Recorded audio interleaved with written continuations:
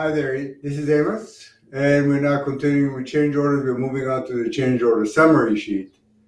So click on the button in here, and what you see in here is a summary of everything else that you have added before, sub-period material and labor. All right, everything that's blue obviously is locked. You can't do anything with here. You can't do anything with that. All the white boxes is what we're going to work on. But the first thing I want you to notice is above here, all the information you inserted in the dashboard has been moved in here. All right, so we are ready to move on. Once you've done these, you only need to do them once. After that, you just have to adjust it if there's any changes, for example, in vacation pay or in any insurance and pension funds, unemployment insurance, anything that needs to be changed in there, you only really need to change it once a year. Other than that, it stays the same. All right, let's move on. Labor rate. First of all, the labor rate. My suggestion has always been the same thing. If you're pricing a change order, always price the most expensive employee you've got for a change order. If you use somebody cheaper, hey, it's money in your pocket. If you end up paying the most expensive one, well, you've allowed for it. So let's enter in here the most expensive employee. For these exercise purposes, it's $42 an hour. All right, vacation pay. What is it that your area or your locale calls for vacation pay? And consider as well the statutory holidays. For example, if you were in Canada, and let's take a jurisdiction, for example, jurisdiction in British Columbia, it would be, I believe, 6%. So the 6% is the vacation pay, but you have to also take into consideration the statutory holidays. So typically you would double that amount. But again, you need to check your own jurisdiction to determine what amount you have to put in. So I'm going to double that based on what I just said, assuming that this is British Columbia in Canada. All right, benefit insurance, if you have a dental or medical within your company, I would calculate, and it's about 2%. It works out to about slightly more than this, about $1 an hour, between 80 cents and $1 an hour. Now, if you don't have benefits and insurance, price that anyway, include it anyways. First of all, your client doesn't know that you don't have it. Number one. Number two, you want to put that in place to attract better employees or good employees.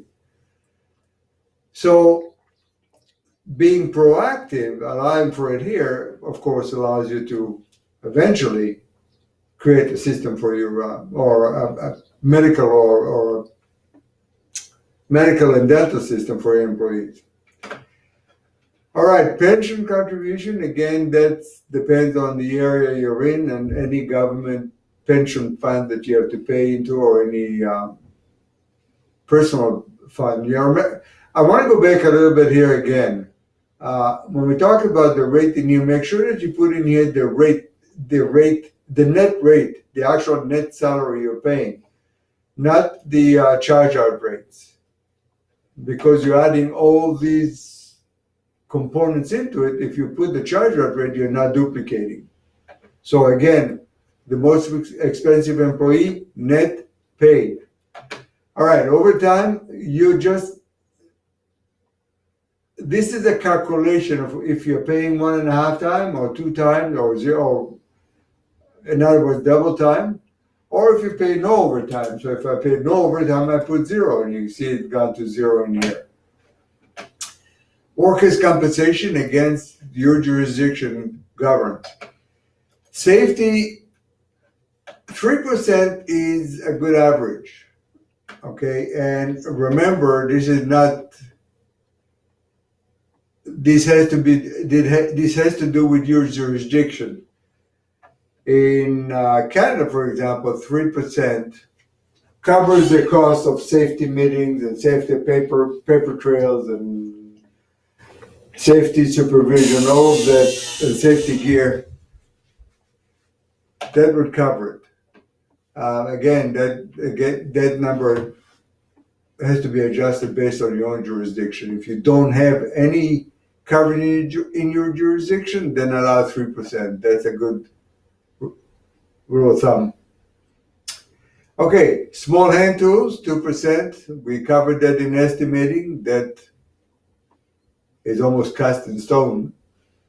And you would adjust that only at the end of a year if you see that your small tools expenditures are up or down. Warranty on your own direct labor is 4.5%.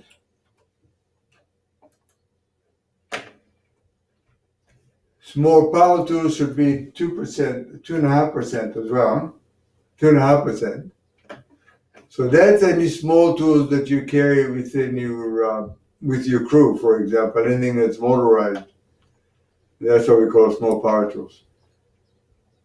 All right, the supervision, again, it's cast in stone, 50% on your own crew. We should almost lock that number in so it cannot be changed. However, we leave it open. If you want to change it, you can do that. But again, I recommend you stay with 15% for your own crew. State, provincial tax, depending what your jurisdiction is. Delivery, I would allow 10% in and 10% out. The logic of this is that it's not anything that the wholesalers would charge you. It's what I call coffee and donut time, when your employees go to Home Depot or a wholesaler and spend more time socializing than actually picking up material. So that's what this covers. And of course, to be crude, shed in, shed out. If you take in 10%, you should get rid of 10% at the end of the day. One matches the other. Permits, if there are any permits for the particular change orders, and again, any rental equipment that you might not own and any heavy equipment that you might need to rent, any travel that you need to calculate for the change order. We covered that already in estimating, but again, that's cost of out of town living or actual travel time. Now, estimating cost. Calculate the time that it's taken you to estimate the change order. So let's say a change order like this, of this magnitude, will take maybe all told 4 hours. So I would calculate 4 hours at the estimated cost. Let's say it's $60 an hour, so that's $240. Now, if there's any challenge from a client, it would be on this particular item. Most of the items is explainable now, but my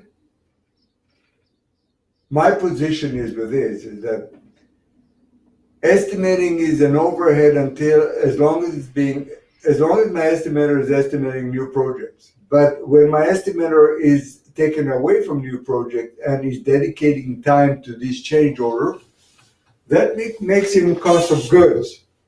It is now indirectly related to this change order because I've taken him away from overhead and placed him on that particular change order. That's time that I've lost in estimating new project. Therefore, it needs to be charged to this project. It can be argued. It probably might be argued. You can defend it. You can adjust it. That's up to you. My position is it is a cost. It needs to be covered.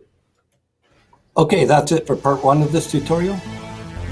To continue, click on part 2.